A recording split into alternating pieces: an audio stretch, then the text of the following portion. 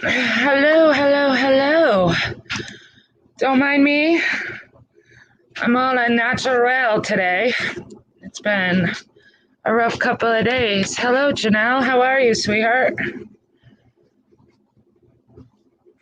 Now, I'll give a few minutes for people to come in.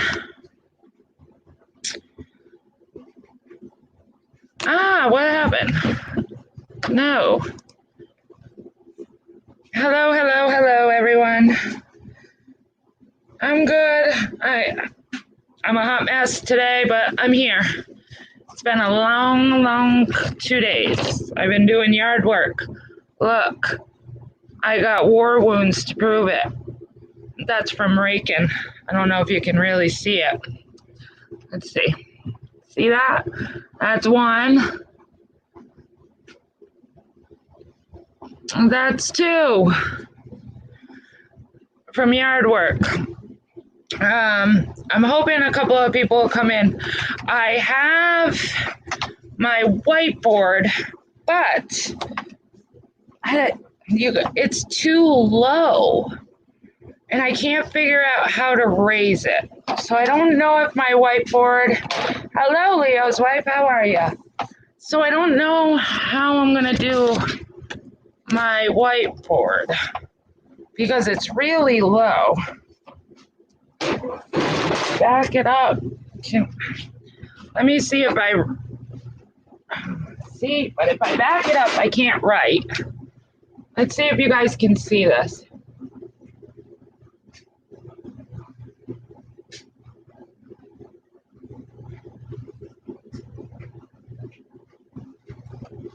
Can you guys see that? Or is it, and that's with black, the black. Ugh. Let me spit it out. Black. Can you guys see that? Or is it, I do. Give me 1 second. Bear with me, guys. I'm not organized. Give me 1 second.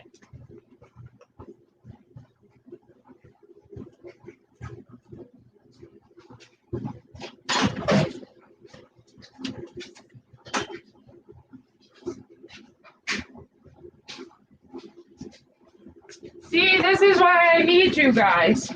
This is exactly why I need you guys to help me brainstorm. Let's see if this table will work.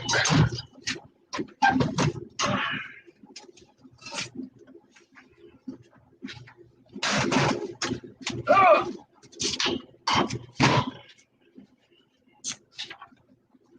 This might be too high. Oh boy, that's way high. I feel like a teacher now. See, that's way too high, right? Can you guys see it though? I mean, I can always stand up, but it's like a reach for me sitting. I would literally have to stand up like a teacher. You guys can see it?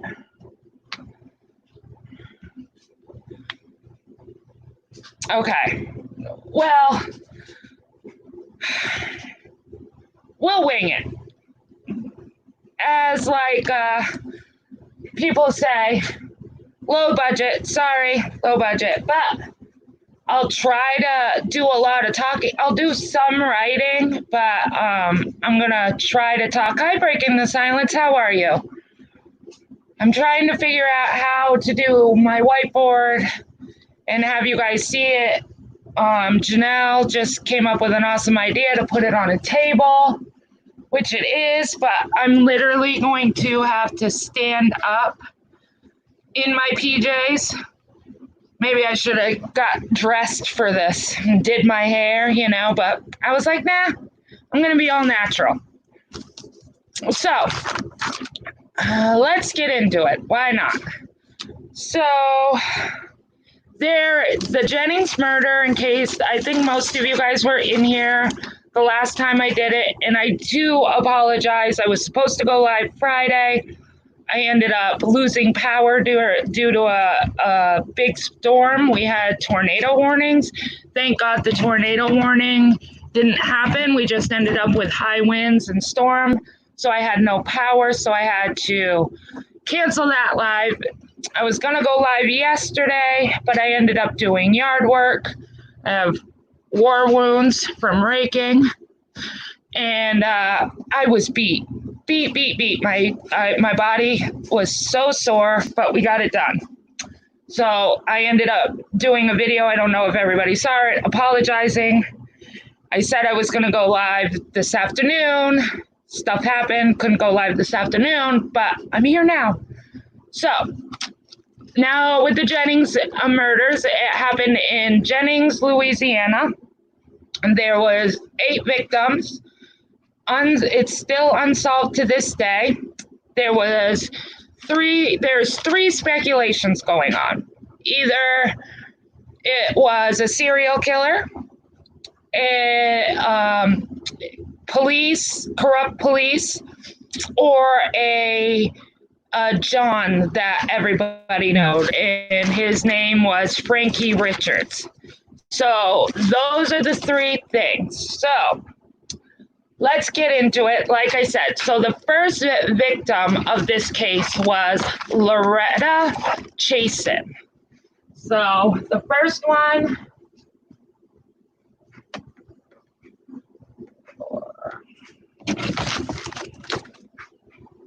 look at me with my notebook and stuff. I feel like a teacher. Don't die on me now.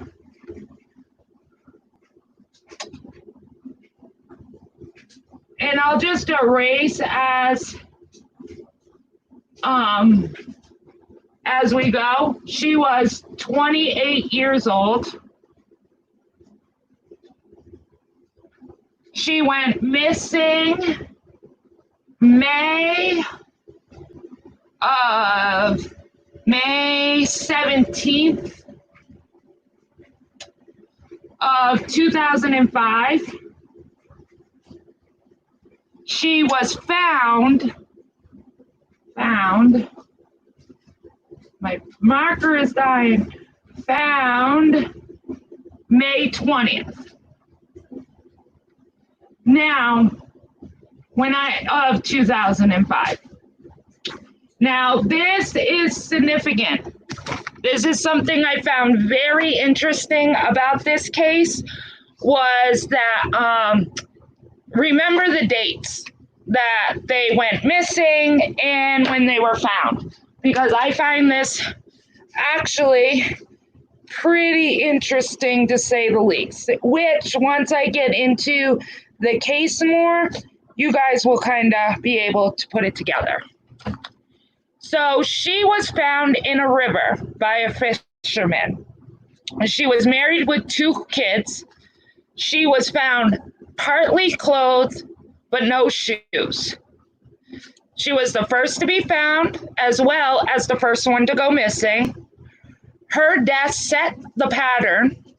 The second victim,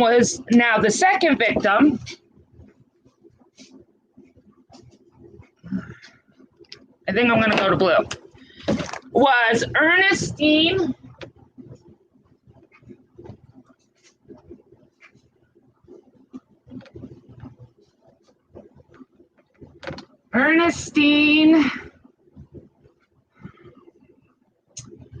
Daniels.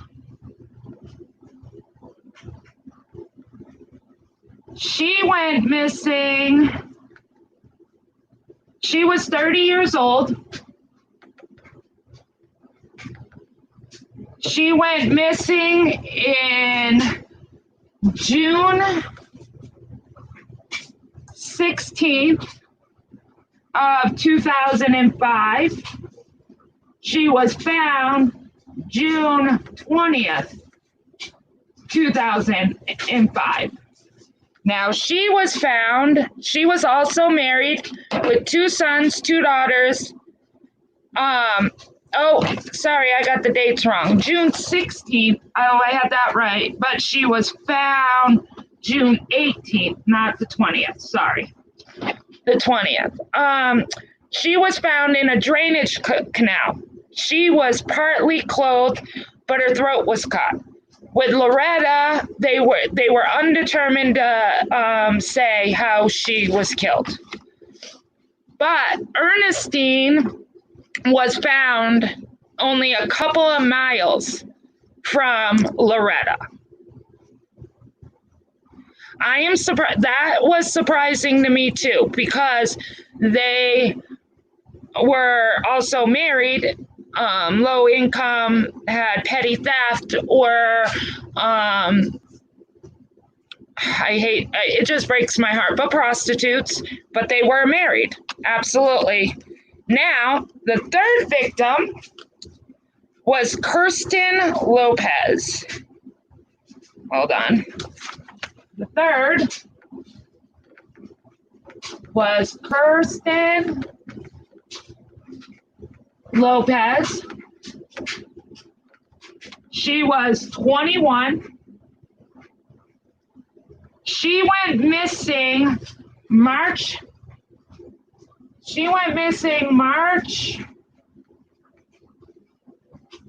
6th of 2007.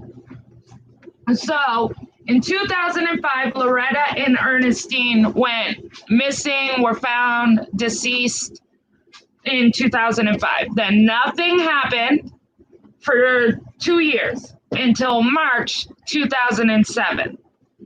Kirsten went missing March 6th of 2007, and she was found March 18th of 2007. She was found nude in a canal, and they were unable to find the cause of death for her.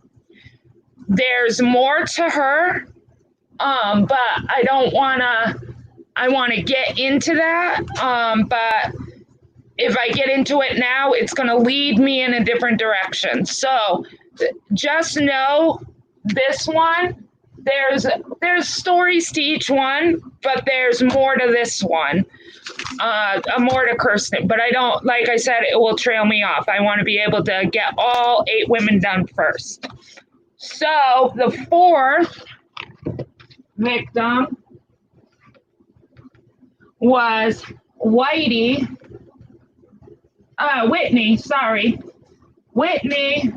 she just spells it differently. Whitney Tobias.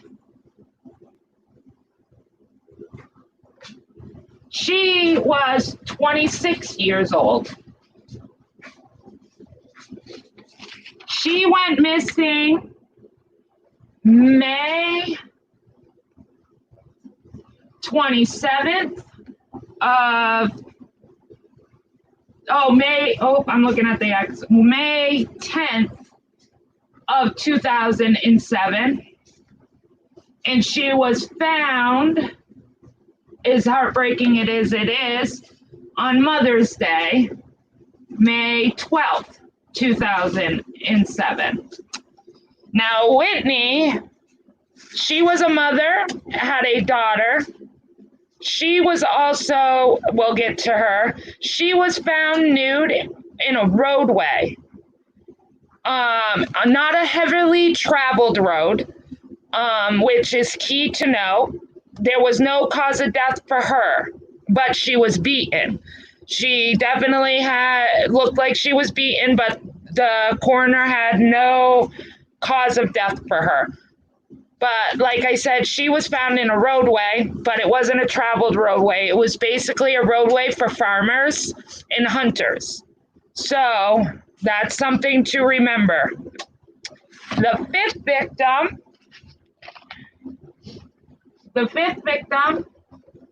was Laconia.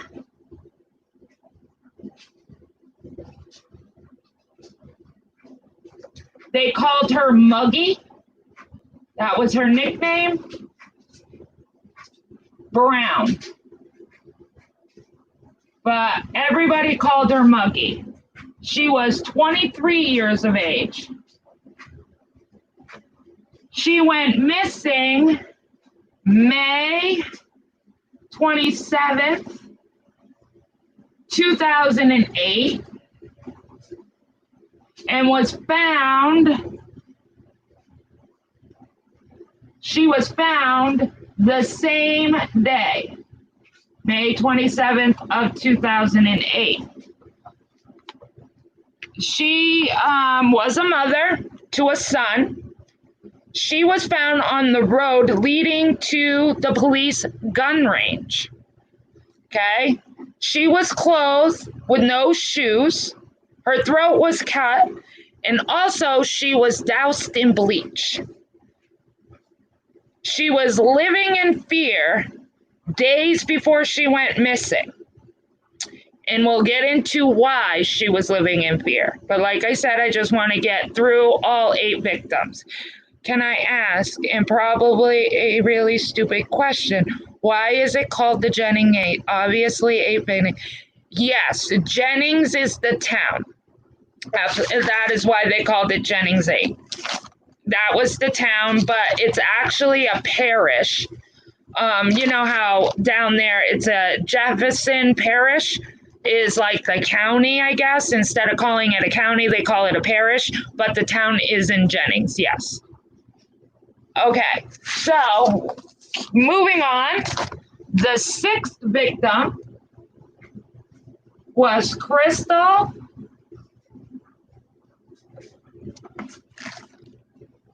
Benoit Zeno. She was 24. She went missing August 29th of 2008. She was found September 11th of 2008. She was married, had 1 daughter, found in a wooded area. They were unable to say the cause of death due to animals, decomp, all that. Basically, it took them 2 months through dental records to actually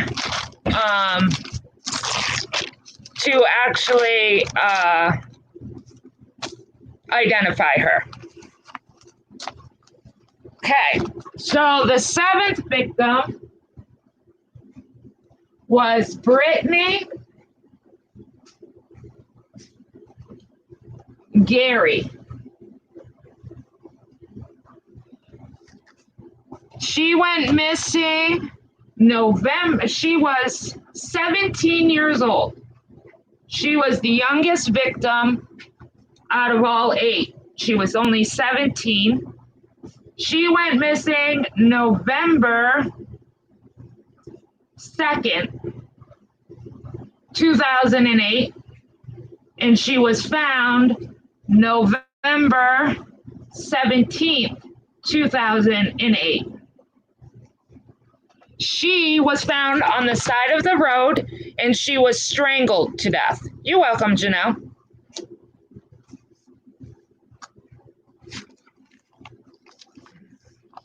The 8th victim, the 8th and last victim, was Nicole Gilroy. She was 26 years old. She went missing August 16th, 2008.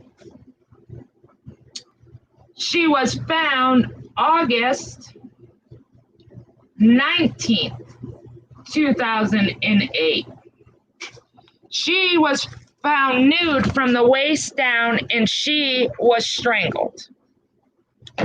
So, what I found interesting is now this is what I find interesting, is the deaths.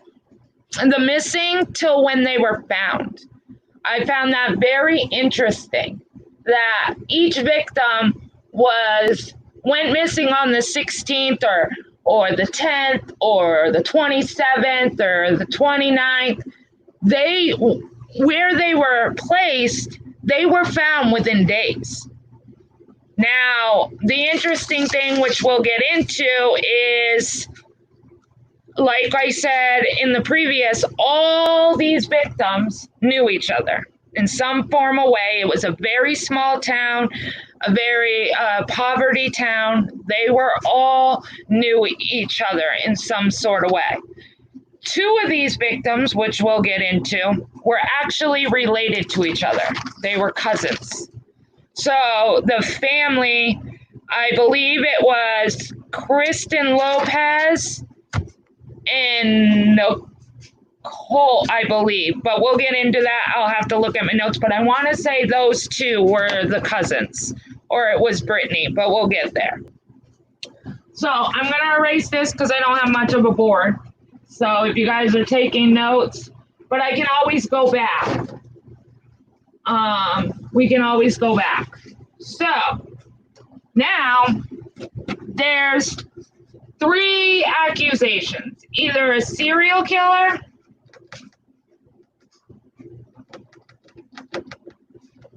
a pimp, or law enforcement.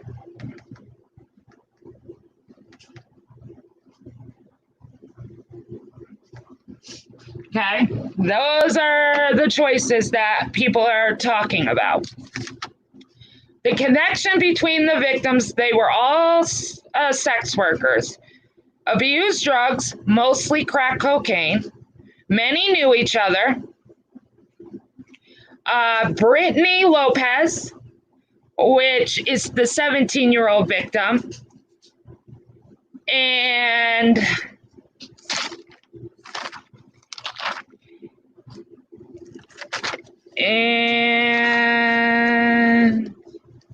the other Gary, Brittany and Kirsten. So the 3rd victim and the 7th victim. Hi, Galloway, how are you? So the 3rd victim and the 7th victim were cousins. We'll get to why law enforcement, okay? So they turned tricks at the same cheap motel. Now, the motel, which is interesting. So let me erase this. So each girl did tricks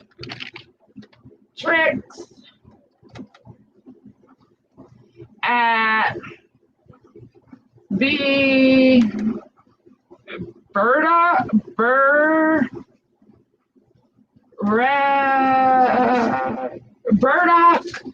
Inn, okay? They all did where police made arrests on a regular. So the police were well aware of this inn that they turned tricks on. Police were made arrests on a regular. It just could be a coincidence because of a small town. But the biggest connection is that all 8 victims were police informants in some sort of way for some case here and there. So they were all police informants, all 8 of them. Okay?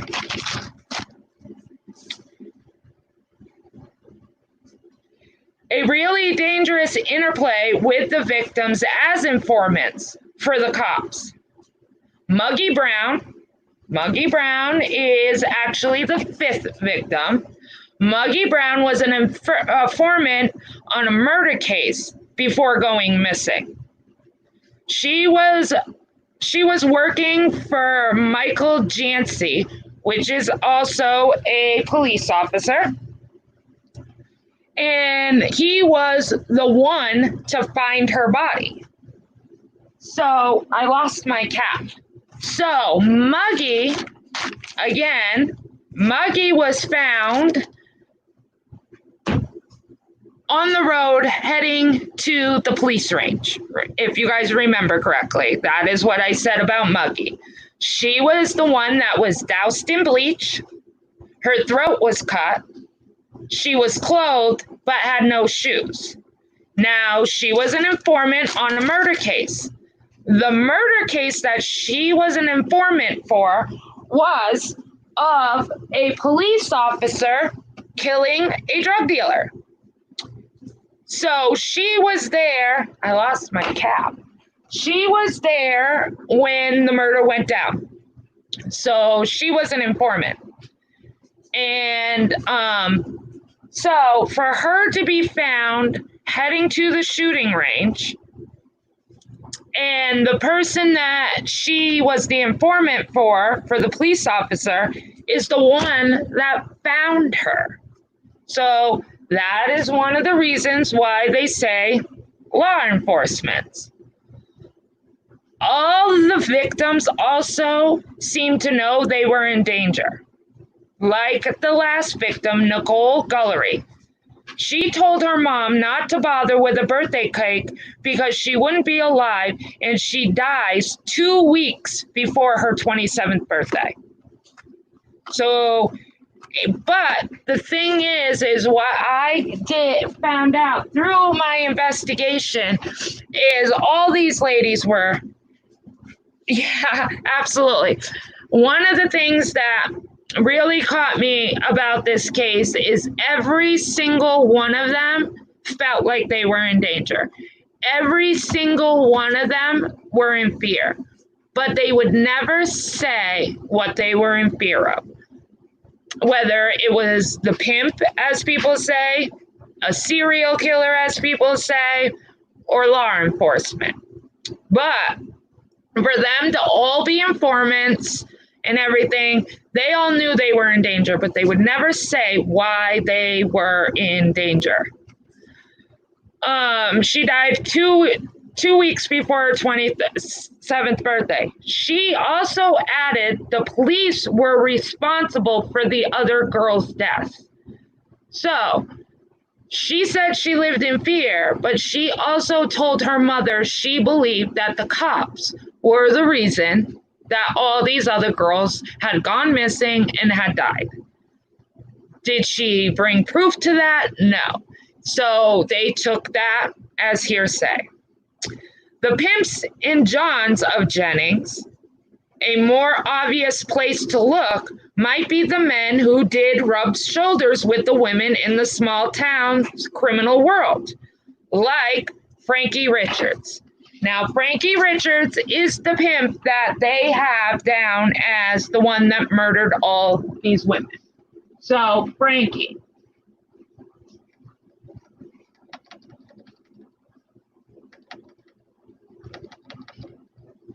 He's a big key player in this.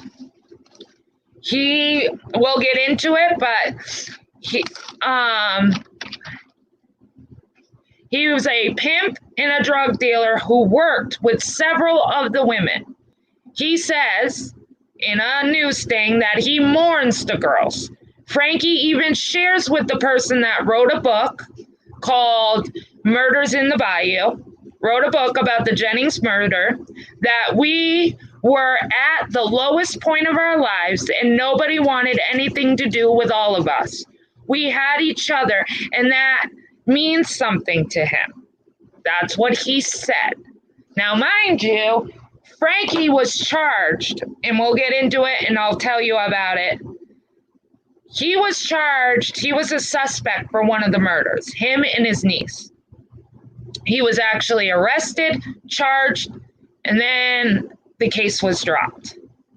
They say there is many reasons to suspect Frankie Richards. One of the direct involvements, particularly in the deaths of Whitney, I always call her Whitey, which is the fourth victim, and Kirsten Gary Lopez, which is the third victim.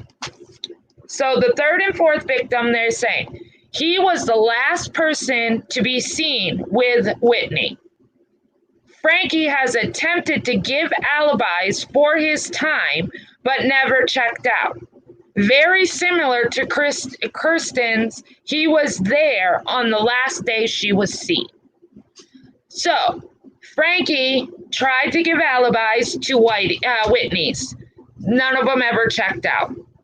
Kristen, he was with her the night she went missing. They were at a drug house, smoking crack. So, he was there.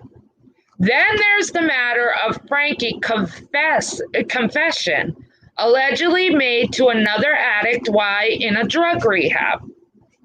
Due to that allegation and confession, Frankie was arrested for Kirsten's murder, but was later dropped due to evidence. So he basically said that he had murdered Kirsten in a drug rehab. He confessed it, and they arrested him for it. Not that the witness cammed out, nothing. They just said there wasn't enough evidence, and they dropped it. Right. Suspect is right. Okay? But still, other killers pointed to the Johns who hired the women, like the night of Ernestine Patterson's murder. Ernestine was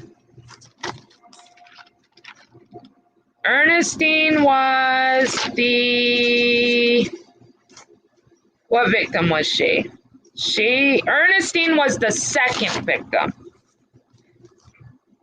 She had sex with Brian Chad Jones, who had a lengthy, violent rap sheet, while other Johns named Nixon waited outside.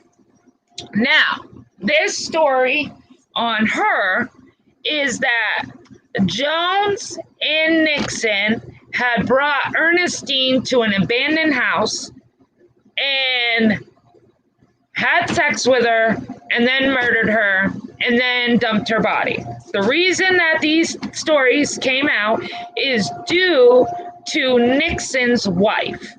Now, Nixon's wife told investigators that the two men came home that night with a huge bloody garbage bag, and Nixon told his wife that they were responsible for the slaying of Ernestine. Nixon and Jones were charged, but the district attorney dropped the charges. The reason for the dismissal is unclear because they had strong witnesses and none of them had changed their stories or gave inconsistent stories. So nobody knows why the district attorney dropped this case, because his wife is adamant about this. Now, the other thing that's weird is on this case, I got to jump forward because there was more to this story. Where is it? Or did I?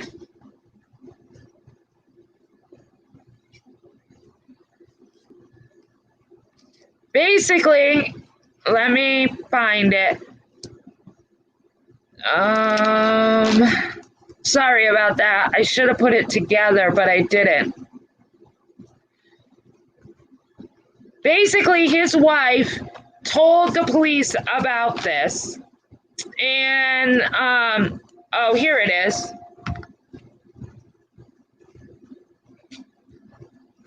No, that's the truck, which we'll get to.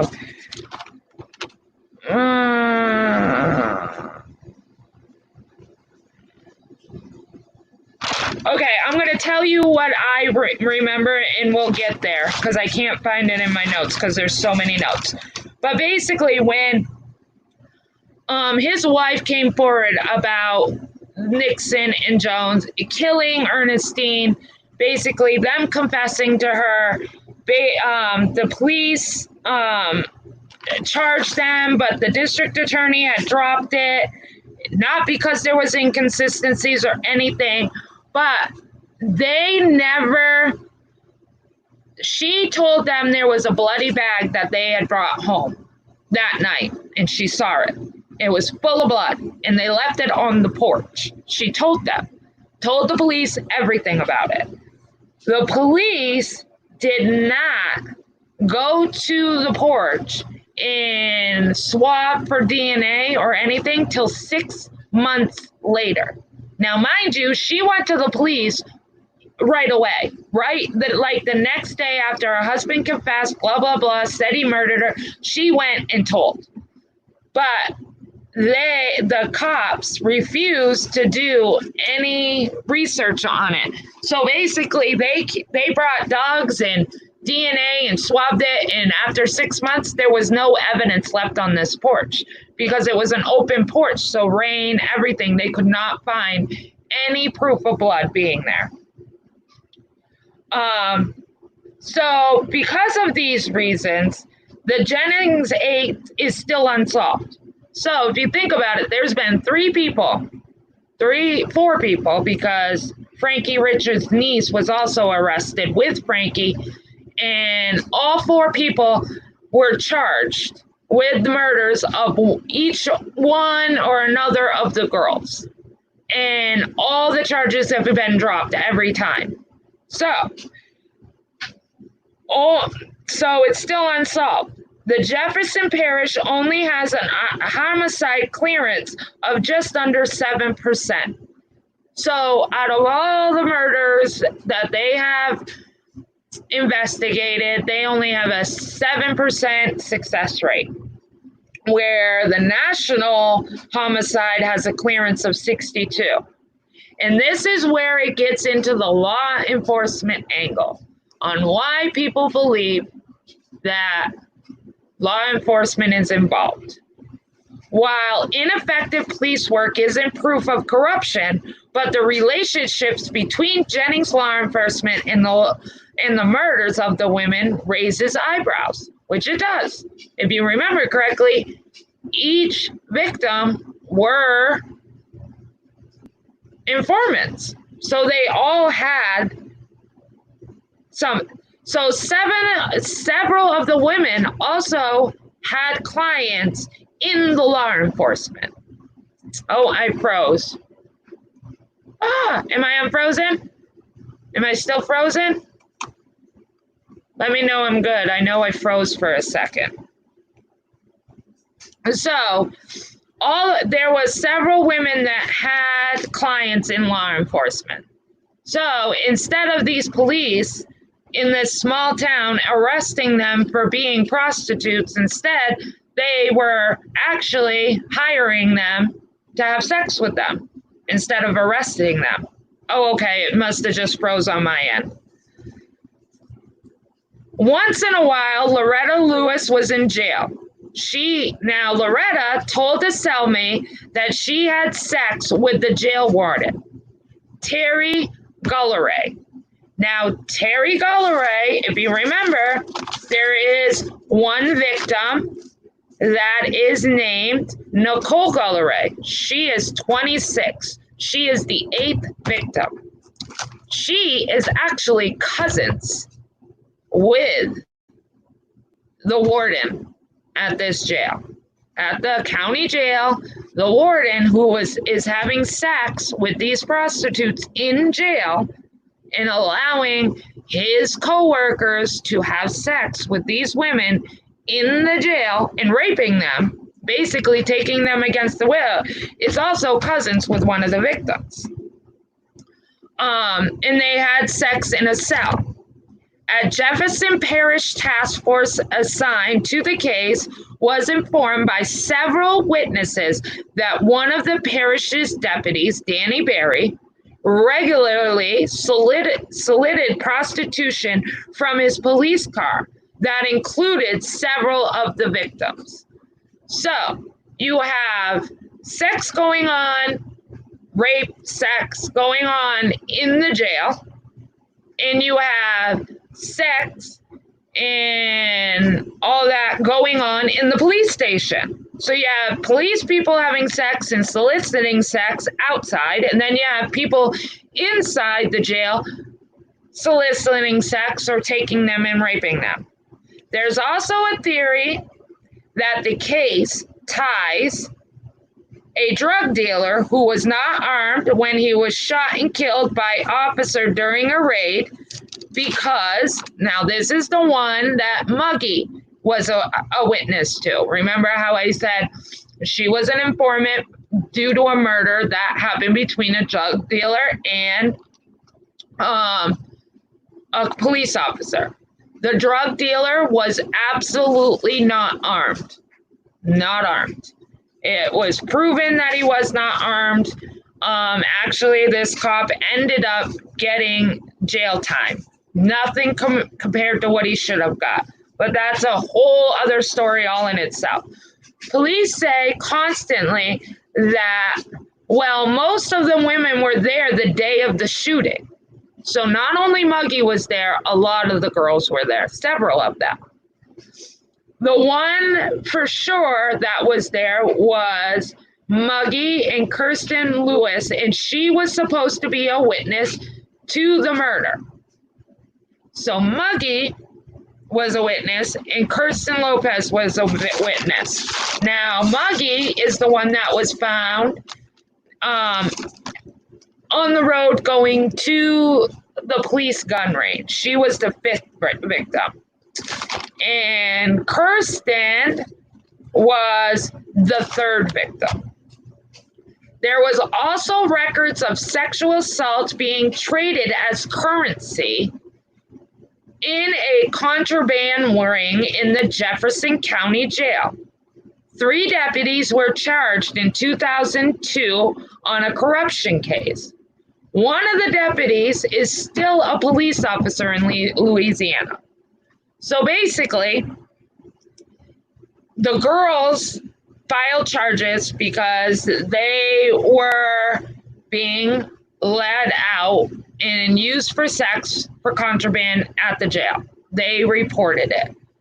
Nothing came of it. They all just had to lose their jobs, but they are still allowed to be police officers today. Nothing came of it. Nothing. Even though there was several witnesses of this. Absolutely. Like, this town is crazy. Nicole was a witness. Now, this is where she was an informant. Nicole Gullery was a witness for the case in 2002. She told about all the misconduct inside the lockup. She also told her mother she felt the killings were done by law enforcement before going missing. The jail had some recent cases of misconduct when 2 cops were fired for their roles in brutally beating a woman and giving her second-degree burns. Now, this is the thing. Now, remember how I told you that the 8th victim, Nicole Gallery, is also who I just spoke of the witness of the 2002 misconduct in the jail. Now, mind you, the warden was her cousin. Her cousin was the warden, Terry Gullery. The owner of the inn that they all turned tricks for was Martin Gullery. He was also a cousin. So, now Martin is in jail for unrelated causes. Terry, which is the warden, died in February 2014 because his son murdered him. See, like, there's some twist to this. So he was the warden. One of his cousins was the prostitute that went missing and died.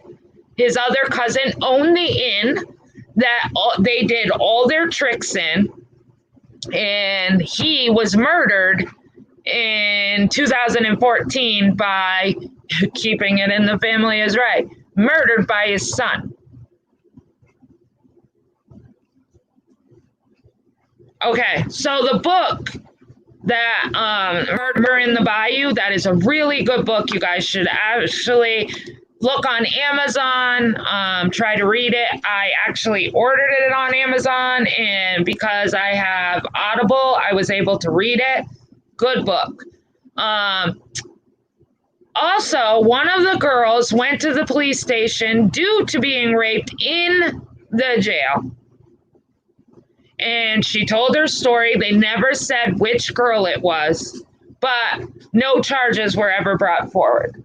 So, like I said, they had an investigation. There was many girls that came in, testified about the misconduct in the jail. Everything got dropped. Everything got dropped. Just like the 4 other people that were charged with murder were for these girls, those were dropped. Just like most of the girls been arrested were, clients of half the police force, and then they were coming into the jail being raped or used for for money, which for cookies or this or that, all went and complained and no charges. Now, this is the thing, the dump sites. Now, the interesting thing of why I told you about all the murders, how old they were, where they were found, and how many days apart they were found, which I find very interesting.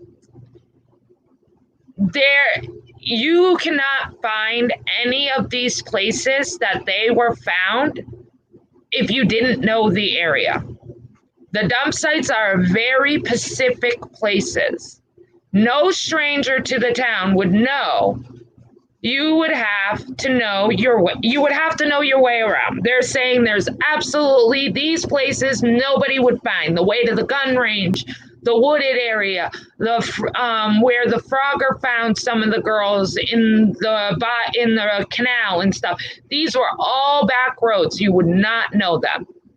So in my opinion, I don't believe it was a serial killer. For one reason why I don't believe it's a serial killer is because a serial killer follows a pattern.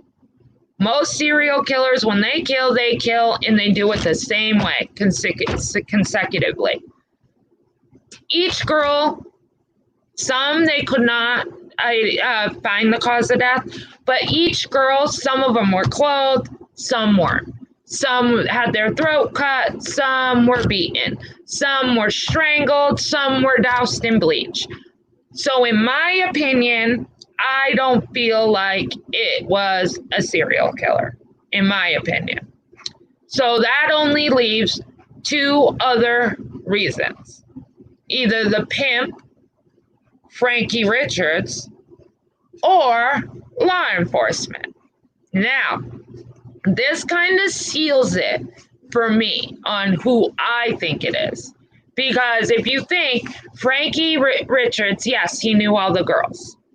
Yes, he was with 2 of them before they went missing. That he was seen with them, he was charged, charges were dropped. But for me, he's kind of like still a suspect in my eyes, but less.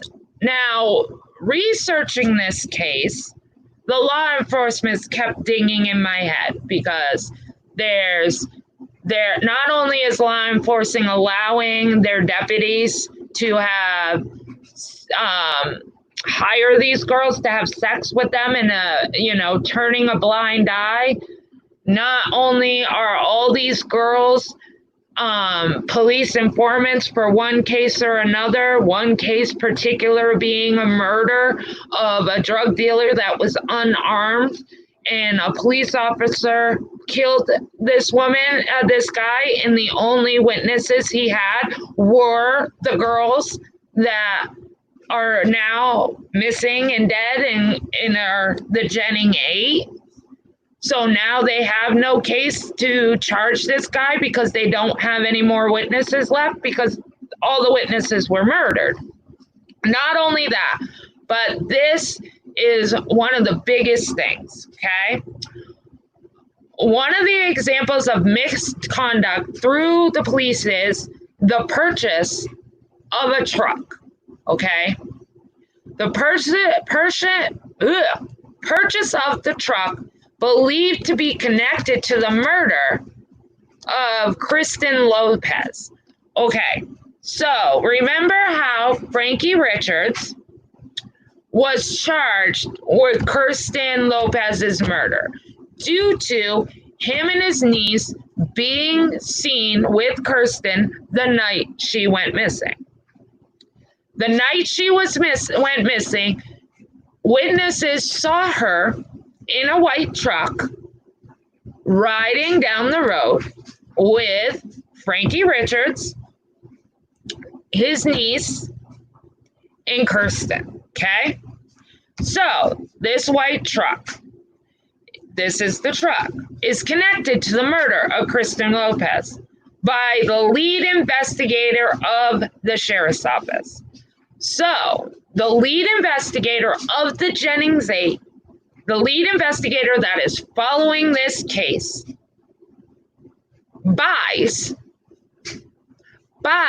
this white truck off of Frankie Richards. Okay? Kristen was last seen riding in a white Silverado with a local resident, Connie Silvers, known as an associate to Frankie Richards. But instead of examining the truck for any evidence, Warren Gary, the lead investigator at the time, bought the truck for himself from Frankie Richards and then had the truck washed, detailed before selling it for profit. She was in that truck, and people believe she was transported in that truck after she was killed. In a taped interview with Jennings police officer Jesse Ingwin, a witness who was in custody at the time told Ingwin that Richard's niece, Hannah Connor, had told Gary he had bought the truck to discard of evidence. The witness said at the time Gary knew there was blood and DNA left behind in the truck and wanted to help get rid of it because Gary and Frankie Richards were good friends. But law enforcement say they don't believe Gary knew the truck may have played a role in the murders. No, I am not kidding you. Not kidding you at all. So, this lead investigator that knows about each and every woman, you're telling me that he did not know this truck was involved in one of the girls' cases. Are you kidding me? And then the police go and say they don't think he knew. So why would he buy the truck, wash it, detail it, and then resell it? But this is where it gets good. Gary was cleared of any charges and had to pay a $10,000 fine to the Board of Ethics for the purchase. So the Board of Ethics knew about this. It's written down in his investigation that Kirsten was last seen in this truck. He goes and buys it. He washes it. He details it. He sells it. They bring charges on him, and all the charges get dropped yet again. And all he has to do is pay a $10,000 fine because to the Board of Ethics because he purchased the truck. That's all that happened to him. For all this, he was promoted, so he was fired, okay? He was kicked off the case because of this purchase of a truck, okay? This is where it also gets good. So he's the lead investigator for all 8 victims. He buys this truck, he sells this truck. They know it, they charge him with it. All the charges get dropped. He has to pay a $10,000 fine, but he was kicked off of being the lead investigator of this case. What do they do? Instead, they promote him to be the head of the evidence room. So they kick him off the main case and then give him all rights to the evidence room. He is the head guy at the evidence room. What are you? Blew my mind. Blew my mind. How this guy should even be allowed near the evidence, near the case. He should have lost his job. But instead, it gets swept under the rug. We'll punish you enough to make you get off the case. But don't worry, we'll make you the head of the evidence room. Are you kidding me? Okay. Remember when we talked about Ernest Pattison and how Nixon's wife told law enforcement everything? Remember how I told you how she had said that they had come home, they had confessed to murdering. This is that part I was looking for and I couldn't find.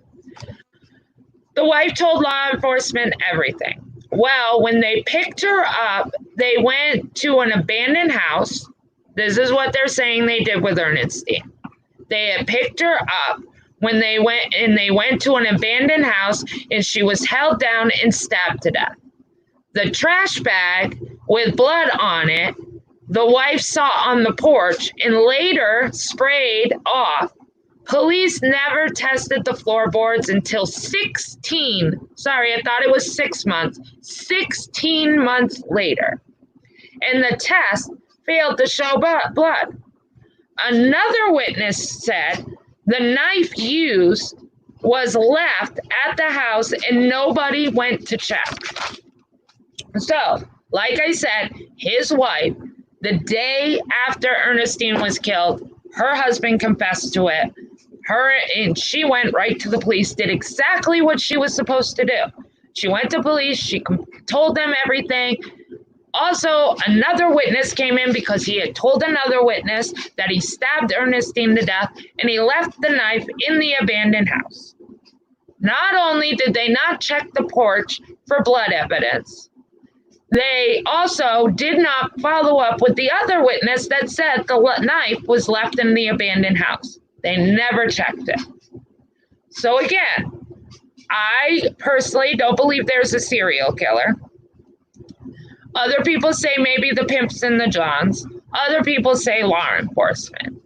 Now, in my personal opinion, I believe law enforcement is absolutely involved. And I believe that is why the case is not solved to this day. I think there's absolute shady stuff going on in that Jefferson police force. Absolutely. And in the Jefferson County Jail. All their cases were dropped. In 2010, now listen, his case, Jones's wife and Nixon basically got charged. All the cases were dropped. Well, in 2010, Nixon was arrested again for stabbing a woman in the mouth. And now he is serving a life sentence. Coincidental? I don't know. But did the police actually help Nixon cover up this case? Because maybe Nixon was involved. Maybe Nixon knew stuff that was going on. It could be a mixture of it all. Absolutely. I think that law enforcement was helping the Johns, as well as the Johns helping out the police force. So they had to all protect themselves because I think there was dirty laundry in every direction.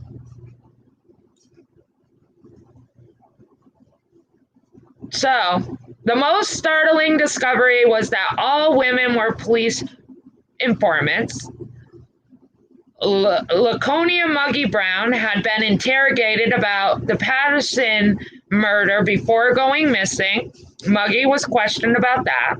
Kirsten, the third victim, was interrogated for the murders of the first victim, Loretta Chasen. A lot of the girls had deep relationships with law enforcement, so that put them in a very dangerous position. Now, Nicole Nicole, what is her last name? Nicole Guillory, the cousin to the warden and the owner of the inn, had a lengthy rap sheet, but many of her charges were mysteriously dropped before she went missing. All of her charges. They were just mysteriously dropped. Nobody knows why. Frankie told people Nicole knew a whole lot about what was happening with these women before she went missing. And he believes that is the reason why all her cases were mysteriously dropped before she went missing. A lot of people believe that the cops were trying to shut her up in offering her, her cases being dropped so she wouldn't have to do jail time. And people think that didn't shut her up enough. And because of that, that is why she went missing. Now, here's another thing. If we go back to why the girls were in jail and they were being raped and used for sex and blah, blah, blah, right? The whole jail thing. Another former jailer, basically named Danny Barry, and his wife Natalie, were seen picking up sex workers and bringing them home to do drugs and have sex in their sex dungeon. They seen at least one of the women, the youngest, Brittany, get in the car with Danny on the last night she was seen alive.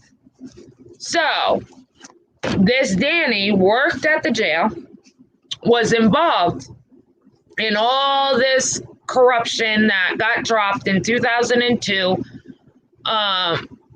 Basically, him and his wife would also pick up workers, sex workers, after his job, bring them home to his house, do drugs with them, have sex with them, bring them to their sex dungeon, have sex with them, and let them go, supposedly.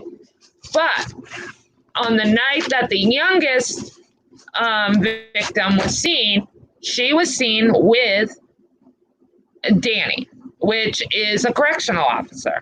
She was in his car, heading, they believe, to his house because it was a regular. He would come pick them up, do drugs with them for free, and bring them into their sex dungeon. I know, always a sex dungeon. Sex dungeon, and then release them. But the last time the youngest was seen was that night with him. So, that is pretty much this part. I've been on for an hour. There is another part to this. There is more to this case. And like I said, I wanted to do it in sections. So there is one more section. So there will be 3 sections. But as of right now, I would like to know what you guys think. Do you think that it's a serial killer right now? Do you think that the police? Or do you think the Johns? What are you guys' thoughts? Thank you, Janelle. It was a very interesting, and I was hooked on this case. Winky whispers. Hello, Winky. I'm glad you were able to whisper. I'm glad you were able to listen. It's okay that you didn't write. I get it. We get busy, but at least you're listening. So I just kind of want to know you guys' thoughts until I get to the next place. But do you think you think it's a mixture of Johns and cops? Yeah, I just don't think it's a serial killer.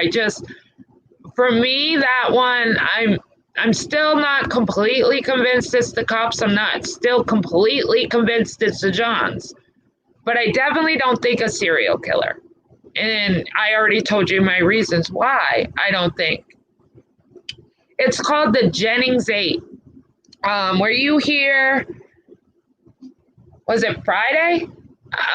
Thursday or Friday, I had started this case and basically told you guys a little bit about it, gave names, and then I said I was going to do it in parts. This is the second part, but I'm going to keep it up so you can absolutely rewind or watch. It's definitely an interesting case. Yeah, so if you look on my channel, each one is labeled Jennings 8. So there's the first one where I kind of just give a brief summary, and then tonight is my second part where I really got more into it, and then I'm actually going to be doing a third part. And then, but this case, there's 8. I'll give you a real gist real quick. It's called the Jennings 8. There's a Showtime movie about it. There's books about it. There was 8 women that went missing and ended up murdered. They were from a low poverty. Most of them were addicted to drugs. They were basically prostitutes. They went missing, found murdered, and still to this day, this case is unsolved. Now, a lot of people some people believe a serial killer. Some people believe it was the pimps or the Johns that the girls worked for. Other people believe it was police corruption. And when you rewind, you'll see how all of that plays out. But as of today, the case is still unsolved. Yes, it's very sad. Very, very sad. And a lot of people feel like this case was unsolved, not only due to police corruption, but they also feel like this case was unsolved due to them being drug addicts and prostitutes. And we all know that a lot of times they are considered not important. And to me, it don't matter what you do in your life. If you go missing and you are dead, you found murdered, they still have a family that loves them. And they are still important, just as much as a middle-class person or a rich person. I think no matter what they do in their lifestyle, they should be important. And a lot of times they get considered not important because they are sex workers, and I don't believe that. So that was one of the reasons why I chose this case, because I feel everybody should be important. What is the radius of the women who were missing? Did it happen within this? Yes, same town. All the women knew each other. All the women partied together, worked together. And each victim were police informants of a case one way or another. But each one was also police informant. It's a very interesting case, Winky. It's called the Jennings 8. You can look it up. There's a movie called Murder on the Bayou. It's actually not a movie, it's a documentary that is on Showtime that you can actually get with your Fire Stick. And there's also a book, a true story book called Murder on the Bayou. You can actually get it on Google. On Amazon. It's a very interesting case. It is very strange. It's definitely a case that's got a lot of secrets, in my opinion. A lot of secrets, a lot of twists and turns, and you do have Showtime. It's called Murder on the Bayou. I bet you can find it on demand. It's called Murder in the Bayou.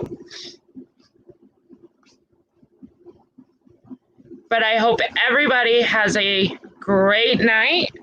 I thank you guys for watching, and if you haven't watched, watch it on the replay. I would appreciate it if you guys would hit the likes. If you haven't subscribed, please subscribe, and I will talk to you all later. Have a fabulous Sunday, and that's it. Thank you guys. Love y'all. Bye.